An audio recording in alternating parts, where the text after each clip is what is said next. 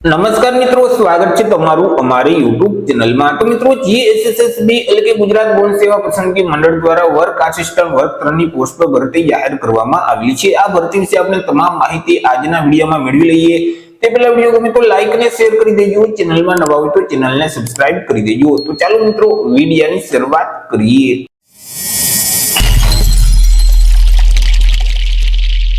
તો મિત્રો, આજે ભરતીનું નોટિફિકેશન છે તે જીએસએસબી એટલે કે ગુજરાત ગૌણ સેવા પસંદગી મંડળ ગાંધીનગર દ્વારા બહાર પાડવામાં આવ્યું છે। જીએસએસબી દ્વારા જે માર્ગ અને મકાન વિભાગ છે તો તેમાં જે વર્ક આસિસ્ટન્ટ વર્ક 3 ની જે જગ્યાઓ ખાલી છે તો તે જગ્યાઓ સીધી ભરતીથી ભરવા માટે લાયકાત ધરાવતા ઉમેદવાર પાસેથી અરજી ફોર્મ મંગાવવામાં આવેલા છે। તો સૌથી પહેલા વાત કરી લઈએ કંઈક અગત્યની તારીખ વિશે। તો મિત્રો, આ જે ભરતી છે તેમાં જો તમારે અરજી કરવી હોય તો ઓનલાઈન અરજી ફોર્મ છે તે ભરવાનું રહેશે। અરજી ફોર્મ આજે બપોરે 2 વાગ્યાથી શરૂ કરી દેવામાં આવશે, એટલે કે 16/1/2026 થી અરજી ફોર્મ શરૂ કરવામાં આવશે। 16/1/2026 થી લઈ અને 30/1/2026 સુધી તમે ઓનલાઈન અરજી કરી શકશો।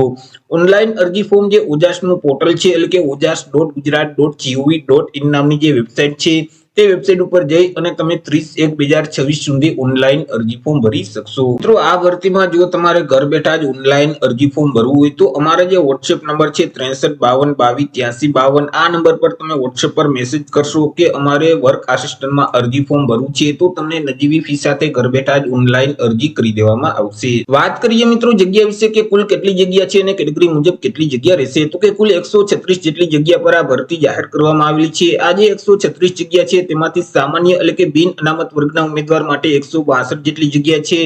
162 જગ્યામાંથી 50 જગ્યા મહિલા માટે અનામત રહેશે।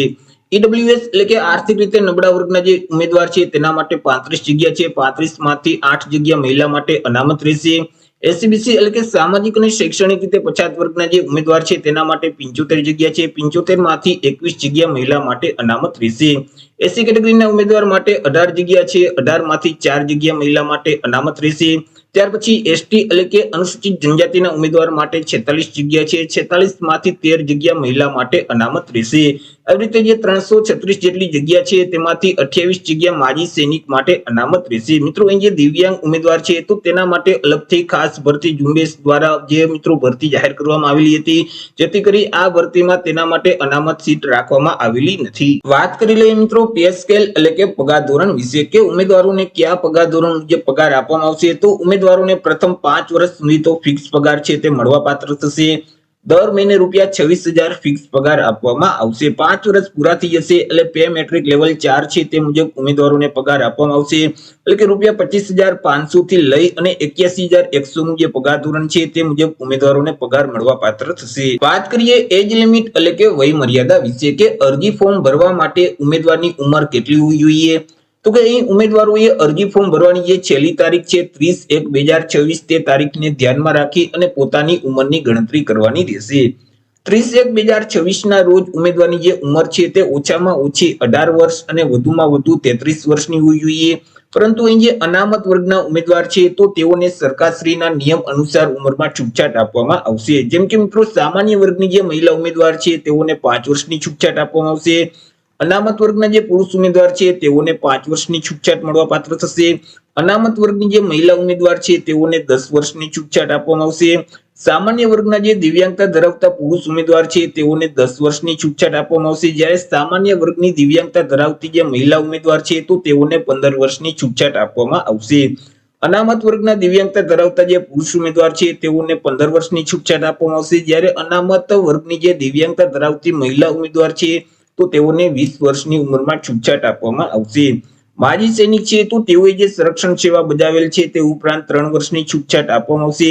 પરંતુ અહીં કોઈ પણ સંજોગોમાં ઉમેદવારની ઉંમર છે તે 45 વર્ષ કરતા વધવી ન જોઈએ। જો ઉમેદવારની ઉંમર 45 વર્ષ કરતા વધી જતી હશે તો તેવા સંજોગોમાં તેઓને ઉંમરમાં છૂટછાટ મળવાપાત્ર થતી નથી। વાત કરી લઈએ મિત્રો એજ્યુકેશન ક્વોલિફિકેશન એટલે કે શૈક્ષણિક લાયકાત વિશે કે અરજી ફોર્મ ભરવા માટે ઉમેદવારની શૈક્ષણિક લાયકાત કેટલી હોવી જોઈએ, તો કે ઉમેદવારોએ કોઈ પણ સંસ્થા કે કોઈ પણ યુનિવર્સિટીમાંથી અથવા તો કોઈ પણ ટેકનિકલ એક્ઝામિનેશન બોર્ડમાંથી ડિપ્લોમા ઇન સિવિલ એન્જિનિયરિંગ છે તે પાસ કરેલ હોવું જોઈએ। પરંતુ અહીં જે ઉમેદવારોએ ડિગ્રીમાં સિવિલ એન્જિનિયરિંગ પાસ કરેલ હશે તો તે ઉમેદવાર આ ભરતીમાં અરજી ફોર્મ નહીં ભરી શકે। માત્ર ડિપ્લોમા સિવિલ એન્જિનિયરિંગ પાસ કરેલ જ ઉમેદવાર આ ભરતીમાં અરજી કરી શકશે। ઉમેદવાર પાસે બેઝિક કોમ્પ્યુટરનું નોલેજ હોવું જોઈએ.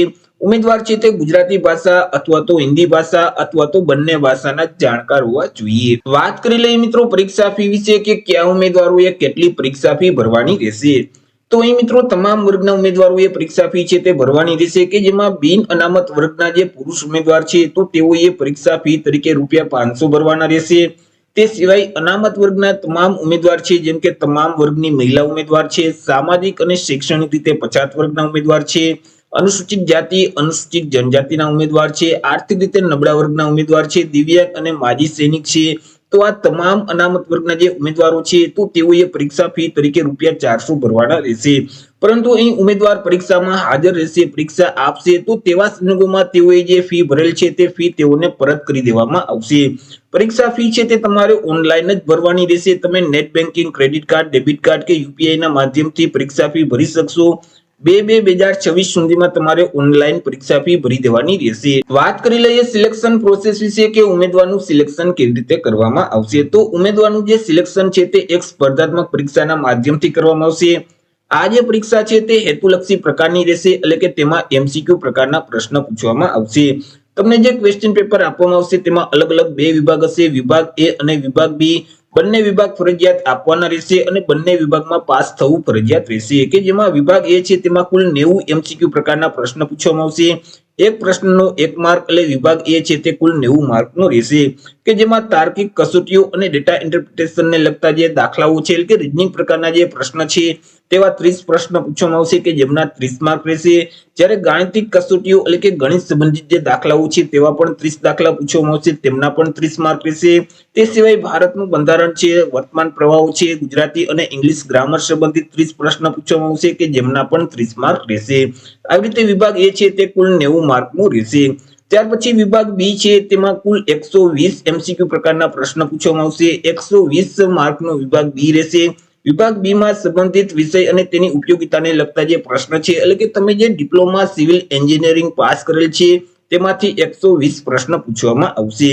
વિભાગ એ માં કુલ 90 પ્રશ્ન, વિભાગ બી માં 120 પ્રશ્ન એટલે કે કુલ 210 પ્રશ્ન છે તે પૂછવામાં આવશે. 210 માર્કનું પેપર રહેશે. પેપર લખવા માટે તમને 3 કલાક એટલે કે 180 મિનિટનો સમયગાળો આપવામાં આવશે. હવે આ જે પરીક્ષા હશે તેમાં માઇનસ પદ્ધતિ લાગુ પડશે. જો તમે પ્રશ્નનો જવાબ છે તે ખોટો ટીક કરશો તો તેવા સંજોગોમાં તમે જે પ્રશ્નનો સાચો જવાબ આપેલ છે અને તમને 1 માર્ક મળેલ છે તેમાંથી 0.25 માર્ક એટલે કે 1/4 માર્ક છે તે માઇનસ કરી દેવામાં આવશે. મિત્રો અહીં અરજી ફોર્મ ભરતી વખતે તમારે ફોટો અને સિગ્નેચર છે તે અપલોડ કરવાના રહેશે કે જેમાં ફોટાનું માપ છે તે 5 સેન્ટીમીટરની ઊંચાઈ અને 3.6 સેન્ટીમીટરની પહોળાઈ હોવી જોઈએ. જ્યારે સિગ્નેચરનું જે માપ છે તે 2.5 સેન્ટીમીટરની ઊંચાઈ અને 7.5 સેન્ટીમીટરની પહોળાઈ હોવી જોઈએ. તમે જે ફોટો અને સિગ્નેચર અપલોડ કરો છો તે ફાઇલનું ફોર્મેટ જેપીજી ફોર્મેટ હોવું જોઈએ અને ફાઇલની સાઇઝ છે તે 15 KB કરતા ઓછી હોવી જોઈએ. તમારે કેવો ફોટોગ્રાફ અપલોડ કરવાનો રહેશે તો કે તાજેતરનો પાસપોર્ટ સાઇઝનો જ ફોટોગ્રાફ તમારે અપલોડ કરવાનો રહેશે કે જેનું બેકગ્રાઉન્ડ છે તે વ્હાઇટ કલરનું હોવું જોઈએ. જો વ્હાઇટ સિવાય અન્ય કલરનું બેકગ્રાઉન્ડ હશે અને તમે તે ફોટો અપલોડ કરશો તો તે ફોટો છે તે માન્ય ગણાતો નથી. તે સિવાય તમે જે ફોટો અપલોડ કરો છો તો તે ફોટાની નીચે મિત્રો અહીં ફોટો પડાવ્યાની તારીખ છે તે ફરજિયાત લખવાની રહેશે અને આ તારીખ છે તે 1 વર્ષ કરતા વધારે જૂની ન હોવી જોઈએ એટલે કે તાજેતરનો પાસપોર્ટ સાઇઝનો જ ફોટોગ્રાફ તમારે અપલોડ કરવાનો રહેશે. હવે તમે જે ફોટોગ્રાફ અપલોડ કરો છો તેની 4 થી 5 કોપી કાઢી તમારી પાસે રાખવાની રહેશે. કારણ કે મિત્રો અહીં પરીક્ષા વખતે તમને જે કોલ લેટર એટલે કે હાજરી પત્રક આપવામાં આવશે તેમાં જો ફોટો ચોંટાડવાનો થશે તો તેમાં એ જ ફોટો તમારે ચોંટાડવાનો રહેશે કે જે તમે ફોર્મ ભરતી વખતે અપલોડ કરેલ છે. તે સિવાય મિત્રો ભરતી પ્રક્રિયા દરમિયાન તમારી પાસે મંડળ દ્વારા જો ફોટોગ્રાફ માંગવામાં આવે તો તમારે એ જ ફોટો આપવાનો રહેશે કે જે તમે ફોર્મ ભરતી વખતે અપલોડ કરેલ છે. જો તમે અલગ અલગ તબક્કામાં અલગ અલગ ફોટોગ્રાફ રજૂ કરશો તો તમારી જે નિમણૂક છે તે રદ થઈ શકે છે. હવે જે ઉમેદવાર એસસીબીસી એટલે કે સામાજિક અને શૈક્ષણિક રીતે પછાત વર્ગના ઉમેદવાર છે તો તે ઉમેદવારોએ નોન ક્રિમિનલ સર્ટિફિકેટ આપવાનું રહેશે. હવે આ સર્ટિફિકેટ કઈ તારીખથી કઈ તારીખ સુધી માન્ય ગણાશે તો કે 1/4/2023 થી લઈ અને અરજી ફોર્મ ભરવાની જે છેલ્લી તારીખ છે 30/1/2026 તે તારીખ સુધીમાં તમે રાજ્ય સરકારની નોકરી માટેનું એટલે કે ગુજરાતી ભાષામાં સર્ટિફિકેટ કઢવેલ હશે તો તે સર્ટિફિકેટ માન્ય ગણવામાં આવશે.